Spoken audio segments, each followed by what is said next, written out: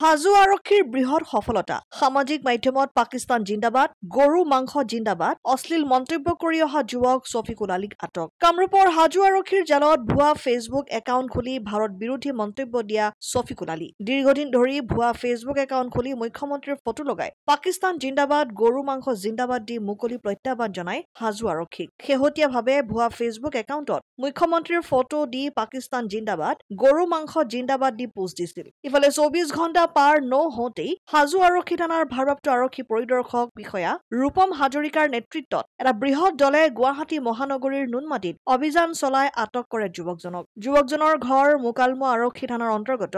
মুইপেনীৰ শফিকুল আলী ইয়াৰ পূৰ্বেও হাজোৰ এজন যুৱকৰ নামত ভুৱা ফেচবুক একাউণ্ট খুলি বিভিন্ন ধৰণৰ অসামাজিক পোষ্ট দি পৰিৱেশ বিনষ্ট কৰি পলাই আছিল শফিকুল আলীয়ে হাজো আৰক্ষীয়ে যুৱকজনৰ বিৰুদ্ধে কেছ ৰুজু কৰি তদন্ত আৰম্ভ কৰিছে নেকি ব্যক্তিয়ে সামাজিক মাধ্যমত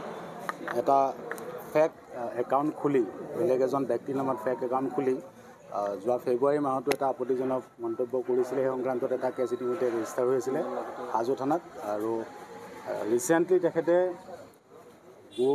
গো মাংস জিন্দাবাদ পাকিস্তান জিন্দাবাদ এনেকৈ ধৰণৰ আপত্তিজনক মন্তব্য কৰিছে আৰু এই সংক্ৰান্তত আমি এটা গোচৰ ৰুজু কৰিছোঁ আৰু যোৱাকালি পৰহি আবেলি পোষ্টটো কৰিছিলে যোৱাকালি আবেলিৰ ভিতৰত আমি তেখেতক কৰায়ত্ব কৰিবলৈ সক্ষম হৈছোঁ আৰু তেখেতৰ নাম হৈ গৈছে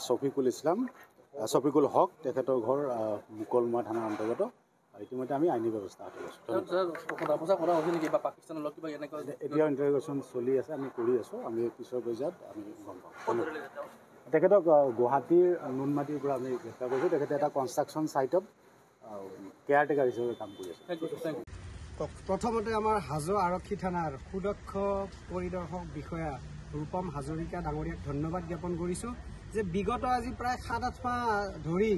এটা একাউণ্টে হাজোত সন্ত্ৰাস চলাই আছিল কিছুমান নিৰ্দোষী ল'ৰাক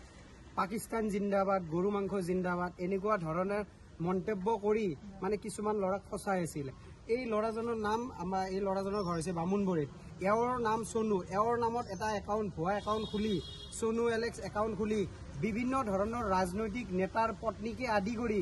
বিভিন্ন ধৰণৰ অশ্লীল মন্তব্য কৰাৰ লগতে আমাৰ যেতিয়া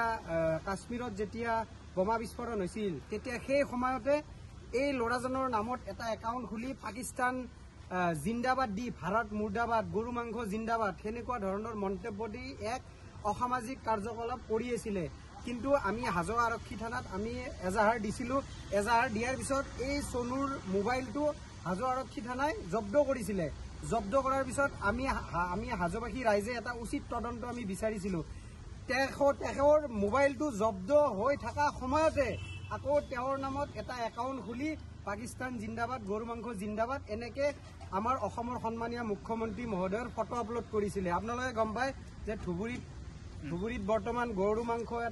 গো মাংসক লৈ এটা বিতৰ্ক চলি আছে গতিকে সেইটোক ফাইদা উঠাই এনেদৰে তাৰমানে বিনা দোষী মানুহক তাৰমানে দোষী সজাইছে মই অসমৰ মুখ্যমন্ত্ৰী মহোদয়লৈ এটি বিনম্ৰভাৱে অনুৰোধ জনাইছোঁ যে বৰ্তমান সময়ত পাকিস্তান জিন্দাবাদ দি এটা সহজলভ্যভাৱে মানুহৰ যদি কিছুমান ব্যক্তিগত শত্ৰু থাকে 2 মিনিটৰ ভিতৰত ফেক একাউণ্ট খুলি পাকিস্তান জিন্দাবাদ দি সেই শত্ৰুক হয়তো ফচোৱাৰ কাৰণে এক মানে ষড়যন্ত্ৰ ৰচা আৰম্ভ কৰিছে গতিকে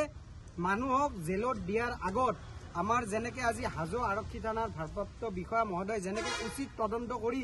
উচিত কাল্পিতজনক যেনেকৈ ধৰিবলৈ সক্ষম হৈছে ঠিক তেনেদৰে অসমৰ প্ৰত্যেকখন থানাৰ প্ৰত্যেকজন ভাৰপ্ৰাপ্ত বিষয়া মহোদয়লৈ বিশেষভাৱে অনুৰোধ জনাইছোঁ যে এনেদৰে পাকিস্তান জিন্দাবাদ হয়তো ফেক একাউণ্ট খুলিও কাৰোবাৰ